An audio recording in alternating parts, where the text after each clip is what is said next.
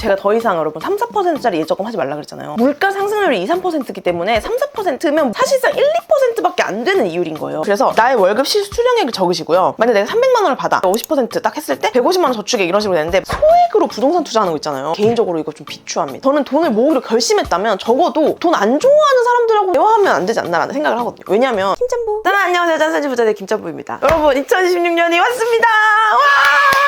아니 이번에가 붉은 말의 해더라고요. 달리라는 느낌 막 들잖아요. 2026년은 진짜로 저도 그렇고 찐짠애들도 그렇고 재테크에 있어서 달려가는 해가 됐으면 좋겠다라는 생각으로 2026년에 처음으로 찐짠애들한테 하고 싶은 말을 제가 10가지 가져왔습니다. 잔소리를 곁들이긴 한데 정말 재테크를 이제 제대로 하고 싶다라는 분들에게 이 영상을 보내줘서 정말 같이 재테크 동료들이 생길 수 있도록 제가 만든 영상이거든요. 오늘 영상도 많이 공유해주시고 끝까지 봐주시고 좋아요 한 번씩만 눌러주시면 너무너무 감사하겠습니다. 첫 번째, 2026년도에 모을 목표 금액을 정하세요. 정말 많은 분들이 돈을 그냥 모으고 있단 말이에요. 30만 원, 50만 원, 100만 원 이런 식으로. 그렇게 모으면 그냥 무조건 실패해요. 그래서 2026년도 목표 금액을 정해야 되는데 여러분 혹시 정말 과거에 2019년부터 함께한 찐자리들 계실까요? 그때 제가 만들었던 재무 목표 로드맵을 2026년 버전으로 제가 좀 업그레이드를 시켜봤거든요. 제가 더보기란에 남겨둘게요. 자, 이렇게 들어가면은 아무것도 만져지지가 않을 거예요. 사본 만들기를 하셔야 됩니다. 파일 들어가서 사본을 만들어서 나의 구글 시트로 먼저 가져오세요. 가져오면 이제 막 수정이 될 거예요. 나의 페이지로 이제 가져와서 막 만질 수 있거든요. 자, 여러분 내 나이를 먼저 입력해줍니다. 근데 여러분 지금부터 재테크를 시작하니까 목돈이 0원이라고 가정을 해볼게요. 청약에 내가 200만 원이 있어. 전세금에 한 5천만 원 들어가 있어. 이런 식이면 그거 다 적으셔도 돼요. 근데 만약 내가 목돈이 0원이면 그냥 0원으로 두시고요. 자, 여기서부터 중요한 거예요. 올해 목표 저축액이 나와야 돼요. 혹은 내가 전 올해만 모을 거 아니고 3년 빡세게 해보려고 라고 하면은 2028년까지 내가 모을 금액을 정해야 돼요. 그래서 이 총액에 맞게끔 내가 목표 저축액이 3년으로 쪼개야겠죠. 3년에 걸쳐서 6천만 원을 모으고 싶다라고 하면은 매년 2천만 원을 모아야 3년 동안 6천만 원이 되겠죠. 그런 식으로 나는 이번 연도에 목표를 2천만 원으로 잡을 거야 라고 생각을 해보는 거예요. 이렇게 2천만 원을 딱 하잖아요. 근데 짬부님 뭔가 숫자가 신기해요. 제가 50년 동안의 그 플랜을 딱 써놓은 거거든요. 제가 매년 7%씩 이 수식을 걸어놨어요. 복리가 붙게끔. 7%라고 생각할 수 있는데 제가 더 이상 여러분 3, 4%짜리 예적금 하지 말라 그랬잖아요. 물가 상승률이 2, 3%이기 때문에 3, 4%면 사실상 1, 2%밖에 안 되는 이율인 거예요. 그래서 무조건 청년 관련 적금 혹은 S&P 500, 나스닥 100에 넣어서 최소 7% 정도의 이율을 유지해야 된다라고 말씀을 드렸잖아요. 그래서 목돈에다가 앞에 모은 총액의 7%가 붙게끔 설정을 해놨어요. 매년. 그래서 여러분 정말 신기한 게 뭔지 아세요? 제가 만약에 2026년에 딱 2천만 원을 모으고 연평균 수익률이 10에서 12% 정도는 S&P 500 한다고 가정하고 적게 7%를 해본 거예요. 그때 2천만 원 넣고 그냥 가만히 있었을 때 7%씩 된다면 2075년 50년 뒤에 여러분 그 돈은 5억 5천이 돼요. 이게 정말 복리의 마법인 거거든요. 제가 이따가 또 복리 계산기 보여드리겠지만 이런 식으로 그럼 나 이때 또 2천만 원 모을 거야. 나 이때 또 2천만 원 모을 거야. 이런 식으로 더했을 때 나의 5년 뒤 7년 뒤를 조금 더 희망적으로 그릴 수 있다는 거죠. 그냥 내가 매달 얼마 모을 거야가 아니고요. 이번 연도에 얼마 모을 거고 2027년에 얼마 모을 거고 이걸 정하셔야 돼요. 그 다음에 10년 플랜, 50년 플랜을 먼저 정하시면 좋을 것 같아요. 그리고 당연히 목표 금액이니까 될 만한 금액 뭐 매달 30만 원씩 모으기 꿀이지. 뭐 1년에 한 360에서 400만 원 정도 모아야지. 여러분 이런 건 당연히 목표가 아닌 거 아시죠? 안 될 것 같은데 진짜 되게끔 하려는 그 느낌의 숫자가 바로 목표 숫자예요. 내가 정말 도전해보고 싶은 목표 저축 금액을 정하셔라. 오케이? 그리고 두 번째, 최소 50%는 모으세요. 짬부님 요즘 월세도 오르고 물가 장난 아니에요. 저도 너무 알아요. 저도 진짜 밥 먹을 때마다 와 이거 물가 싫어요? 라는 생각이 들긴 하는데 여러분 사실 인스타에는 최소 35% 모으라고 하긴 했는데 제가 유튜브 보는 찐짠이들은 정말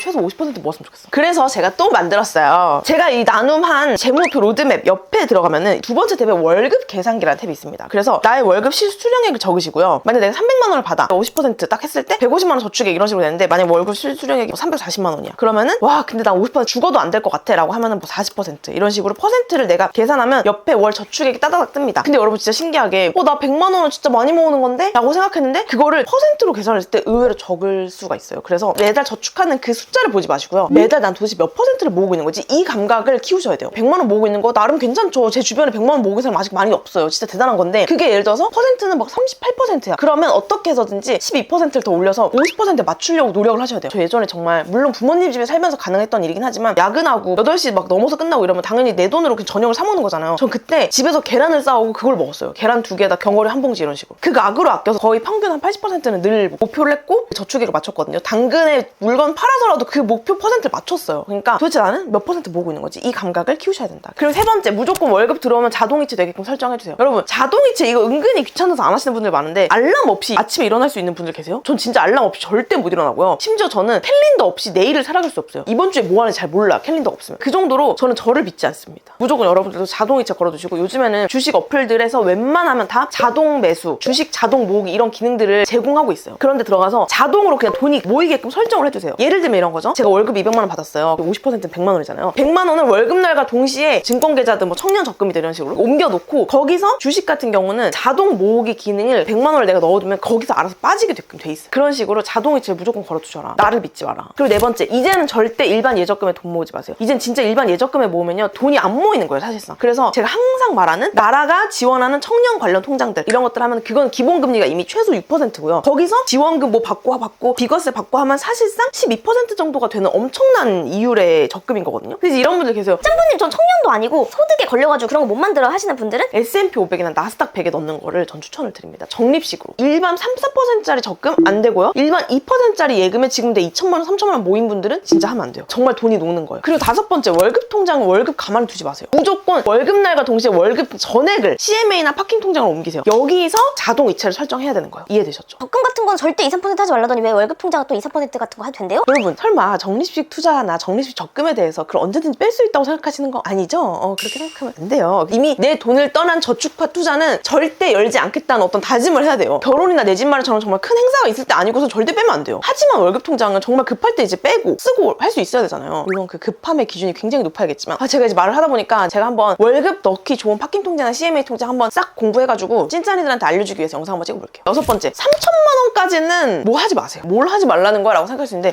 소액으로 부동산 투자하는 거 있잖아요. 개인적으로 이거 좀 비추합니다. 제가 1억을 모았는데도 불구하고 1억은 부동산 시장에서 되게 작은 돈이라는 걸 느꼈었거든요. 물론 적지 않은 돈이긴 해요. 재개발 투자할 수 있고요. 경매할 수 있고요. 갭 투자 할 수도 있어요. 근데 여러분 정말 저의 개인적인 의견이에요. 부동산 시장에서 그 돈은 진짜 소액이거든요. 아시는 분들 아시겠지만 그 정도의 소액으로 돈을 벌려고 하잖아요. 정말 그만한 에너지가 들어요. 제가 부동산 공부하고 실전해보면서 느낀 거 뭐냐면 세상에 공짜 없다는 거였어. 내가 돈 넣고 돈 먹기 이런 거 이 세상에 없어. 정말로. 시드가 적잖아요. 그만큼 내가 몸으로 때우고 시간을 때워야 되는 게 정말 많아요. 내 20, 30대의 시간을 과연 거기다가 엄청 쏟는 게 맞을까?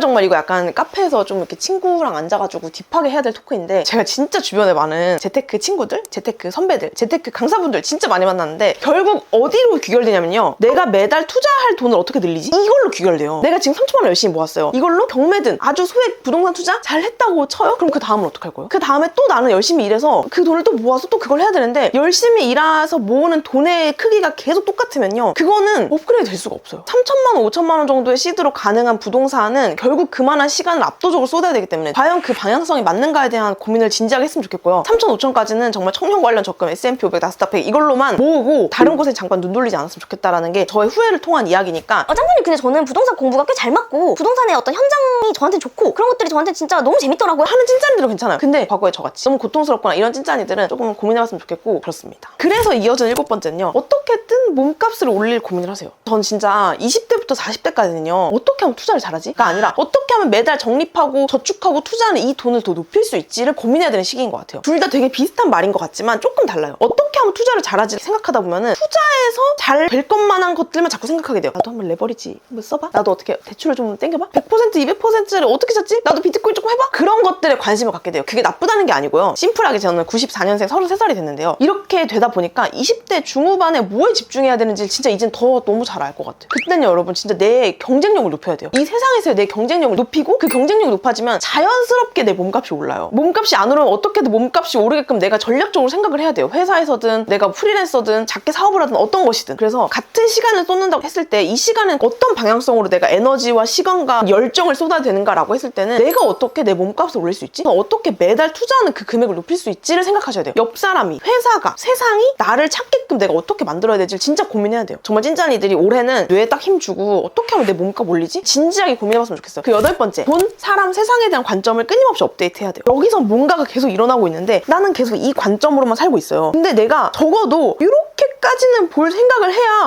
저렇게도 있구나를 알고 아주 조금이라도 시야가 넓어져서 사는 건데 그냥 계속 이렇게 2024년, 2025년, 2026년, 2027년, 2028년 이렇게 살게 되면 여러분 몇 년 뒤에 내가 마치 인터스텔라 문 쾅쾅 짤처럼 야 제발 시야 좀 넓히고 살아 라고 말하지 않을까라는 생각을 전 개인적으로 하거든요. 주식은 위험해 라는 것도 나의 좀 갇혀있는 관점일 수도 있잖아요. 이런 것도 한번 열 필요가 있고요. 사람들 만나봤자 다 필요 없어. 어차피 인생 혼자야 라는 이 사람에 대한 관점조차도 좋은 사람 만난다면 그만큼 나의 관점도 많이 열리지 않을까라는 것처럼 세상에 대한 관점, 아유 뭐 AI가 어떻게 되든지 다 살 길은 있겠지. 그것도 맞는 말이긴 한데 AI가 어느 정도까지 된지는 알아야 내 영역에서 살 길을 연구할 거 아니에요. 돈과 사람과 세상에 대해서 내 관점을 열어주는 사람을 주변에 두셔야 되고요. 그런 영상을 항상 가까이 해야 되고요. 그런 책도 가까이 해야 돼요. 내 시야가 갇혀서 하루, 이틀, 일주일, 한 달을 살면 안 된다. 또 다른 시간 낭비일 수 있다라는 생각이 들어요. 그리고 9번째, 돈 모으기로 결심했으면 돈 좋아하는 사람들이랑 대화하세요. 약간 극단적이라고 생각할 수 있는데 이거 진짜 여러분 재테크 7년 차에 나름 꿀팁입니다. 재테크를 이제 막 시작하기로 마음먹었으면 사실 재테크 한 살인 거잖아요. 우리가 한 살이라는 그 아기를 생각해보자고요. 그 아기 때는 어떤 걸 보든지 그때가 그 온 세상이고 우주잖아요. 근데 제가 정말 다양한 사람들 만나보니까 돈을 좋아하는 사람들도 있듯이 돈을 안 좋아하는 사람들이라고 해야 되나? 돈이라는 것의 가치를 느끼지 않는 분들도 진짜 많아요. 근데 그게 잘못된 게 아니에요. 그냥 서로가 다른 거예요. 진짜 MBTI처럼. 근데